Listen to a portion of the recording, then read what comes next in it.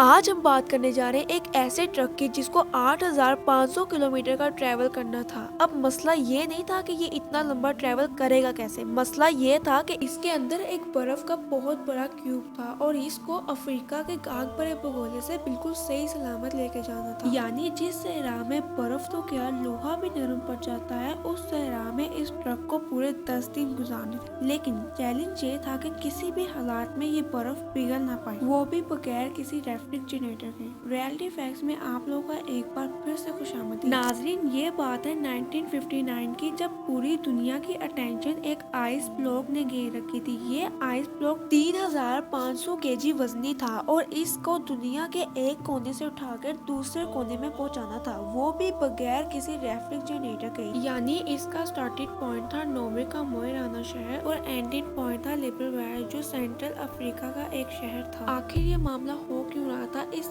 Ice block کو اتنا دور کیوں لے کے جایا جاتا تھا؟ اصل میں یہ بات ہے ایک سال پرانی، یعنی 1958 کی۔ لکسمبرگ یورپ کا ایک بہت فیمس شہر ہے۔ ادھر سے ایک ریڈیو چلایا جاتا تھا۔ یہ براڈکاسٹ پوری دنیا میں ریڈیو لیکسبون کے نام سے فیمس تھی۔ اس ریڈیو اسٹیشن کی طرف سے سننے والوں کے لیے ایک انوکھا چیلنج تھا، اور چیلنج یہ تھا کہ اگر کوئی بھی آدمی اس 3 میٹر کے بلاک کو آرٹیکا سے لے کر افریقہ تک لے جائے گا، اس کو ایک بہت بھاری انعام دیا جائے گا۔ ریڈیو لیکسبون کی طرف سے یہ ڈیسائیڈ کیا گیا تھا کہ ہر کلو گرام کے آئس کے بدلے میں 1,00,000 فرانسس دیے جائیں گے، جو آج کے ٹائم میں تقریباً $16,000 بنتے ہیں۔ ہر ایک kg کے $16,000 یعنی 3 ٹن وزنی آئس بلاک کے $48 ملین بنتے ہیں، جو سچ میں ایک بہت بھاری رقم ہے۔ لیکن اس چیلنج کے کچھ رول بھی تھے۔ پہلا رول یہ تھا کہ اس آئس بلاک کو 1 پیس میں لے کے جایا جائے گا۔ دوسرا رول یہ تھا کہ اس کو بائی روڈ ٹرانسفر کیا جائے گا۔ تیسرا اور سب سے مشکل رول یہ تھا کہ اس تمام چیلنجز کو پورا کرنے کے لیے کسی بھی ریفریجریٹر کا یوز نہیں کیا جائے گا۔ ریڈیو لیکسمبرگ نے اتنا بھاری انعام اس لیے رکھا تھا کیونکہ انہیں یقین تھا کہ اتنا بھاری آئس بلاک آرٹیکا سے افریقہ لے جانا بہت ہی ناممکن ہے۔ یہ کوئی چھوٹا موٹا سفر نہیں تھا، بلکہ پورے 8500 کلومیٹر لمبا ہے، جس میں 1.5 میٹر افریقہ کا وہ صحرا ہے جہاں ٹیمپریچر ہمیشہ 50 سینٹی میٹر ہوتا ہے، یعنی برف جو فریزر سے نکلتے ہی منٹوں میں میلٹ ہو جاتا ہے، وہ ہفتوں لمبا سفر میں صحیح سلامت اپنی منزل تک کیسے جائے گا۔